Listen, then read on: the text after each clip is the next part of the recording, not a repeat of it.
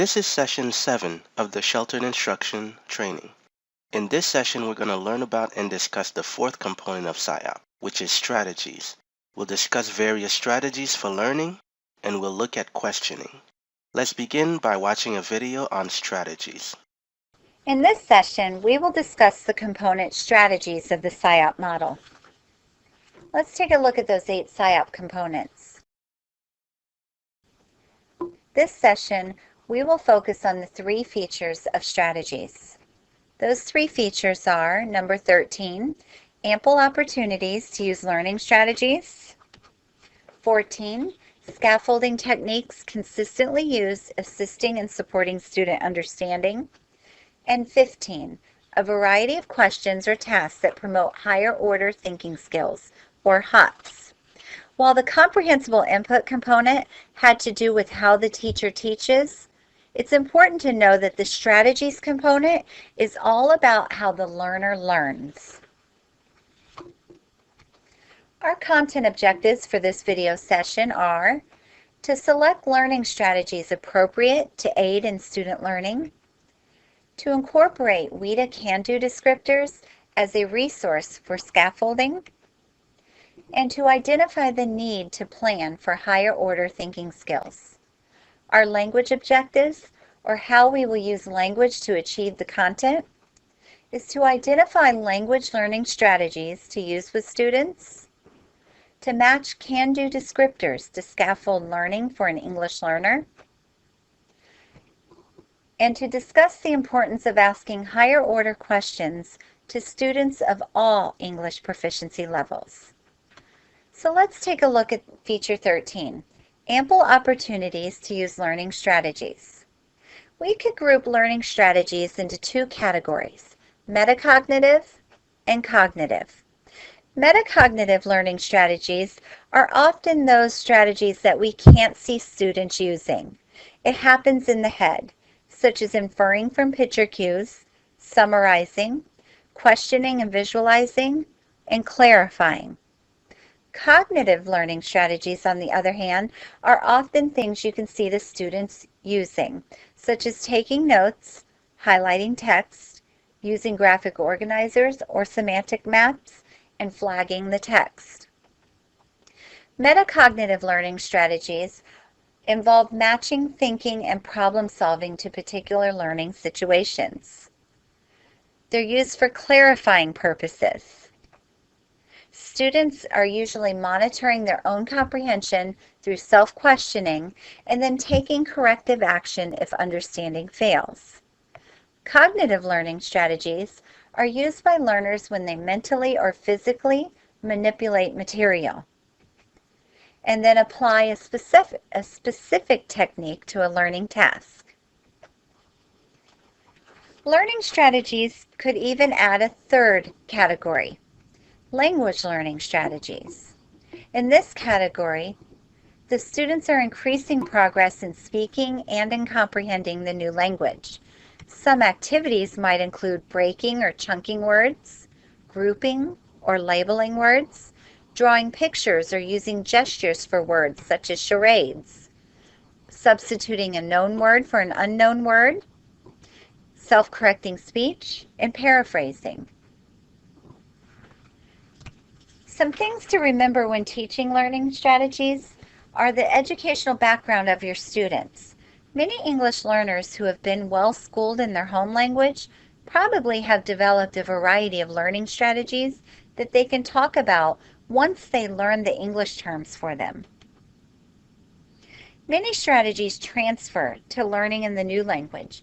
For example, once you know how to find a main idea in a text written in your home language, you can do it with a text in your target language. The state standards require that students adapt their communication in relation to audience, task, purpose, and discipline. They set and adjust purposes for reading, writing, speaking, and listening. Remember that having students identify and label the strategies is not the end goal. Instead, the desired outcome is for students to engage in a variety of learning strategies while they're reading, listening, writing, speaking, and working with other students. Not the strategic action, but connecting key ideas and interacting with the text is the goal. Effective learners use sets of strategies, coordinate them, and shift when appropriate. If one thing doesn't work, good strategy users try something else. The ultimate goal is for students to develop independence in self-monitoring and self-regulation through practice with peer-assisted and student-centered strategies. Effective SIOP teachers scaffold English learners by providing many opportunities for them to use a variety of learning strategies that have been found to be especially effective. The end goal is automatic use of these strategies by the students, so give the students time to get good at strategy use. They do not have to learn a new strategy every day. One per week is better, especially if they can try to apply the strategies with different texts and genres. As in construction, scaffolding helps support the walls of a structure. During the building process, teachers assist students during the learning and the use of strategies that eventually leads to independence. So feature 14 has to do with scaffolding techniques that are consistently used and that assist and support the student understanding. Some types of scaffolding are verbal scaffolding, which includes paraphrasing, repeating questions, using think-alouds, reinforcing learning, pronunciation, and modeling speech. Procedural scaffolding is where explicit teaching, modeling, guided practice, and grouping come into play. And finally, there is instructional scaffolding, where graphic organizers are used or sample products displayed.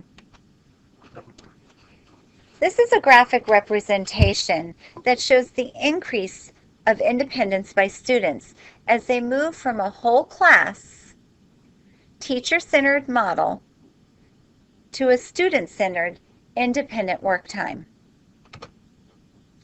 This is another graphic representation that shows a decrease in the teacher assistance through the I do, we do, you do model as students work towards independence. Notice the activities listed that the teacher might do: a shared reading with the teacher, structured guided reading, and also notice the grouping: a literature circle, a small group, and independent reading time, while the students are reaching independence.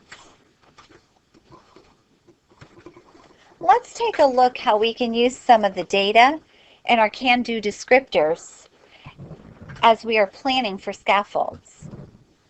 In this example, I pulled lost data for a first grade student, and I pulled the Can Do descriptors for grade level cluster 1st through 2nd grade. When looking at the lost data, I want to find where the student's weaknesses are or where they need additional support. In this example, this student scored lower in the writing domain. They achieved a 3, intermediate. Then I want to pull the Can Do descriptors for writing and look at the level 3. Under level 3 developing, it lists several can do activities that student might be able to do at this level, such as engage in a pre-writing strategy by using graphic organizers, form simple sentences using word or phrase banks, participate in an interactive journal writing, or give content-based information using visuals or graphics. Upon further investigation, I could also look at the cutoff scores for this student in writing. The range is from 430 to 482. This student falls directly in the middle.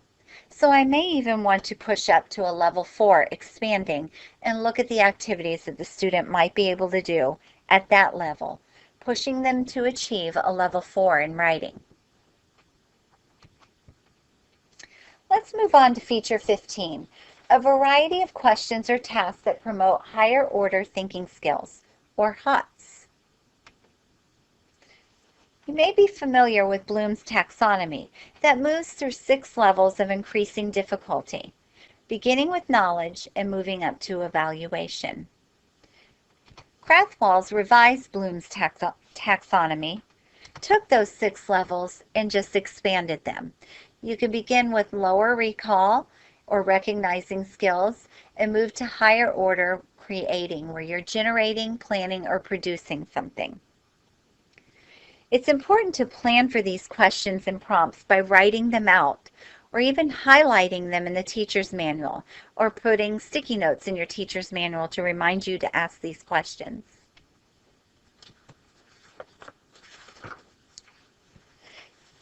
It's important to scaffold even the probes, the prompts, and the cues, and they must be planned to provide support, function as a tool, extend the student's range of thinking, allowing the students to accomplish a task, and aid in the learning when needed.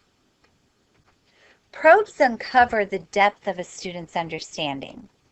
Probes target why, how. They support their answer or justify their answer through giving examples. Some examples of teacher response might be, "Tell me more," or "What are your reasons for that?" Prompts, on the other hand, invite students to use what has been previously taught and what has been experienced to resolve problems or answer the original question. Some examples might be, "Well, what do you remember about the topic?" Or, "So let's think about what we know about the topic," and encourage them to pull out old notes or graphic organizers. And finally, cues shift student attention to key details and/or information to help them answer the original question. You could use visual cues, such as highlighting text on the student's page, movement, gesturing to a diagram or table or picture in the text, verbal, changing the intonation in your voice, stressing a certain word or slowing down. And finally, an environmental cue could be used, such as a wall resource, anchor chart, or word bank. So let's take a look at scaffolding learning of H.O.T.S. When you begin, you pose a question, and the student responds. Then I want you to think, is the answer appropriate? If yes, probe to elicit more information rather than moving on to another question. Is the probe or the answer to the probe appropriate? If yes, then you can pose a new question.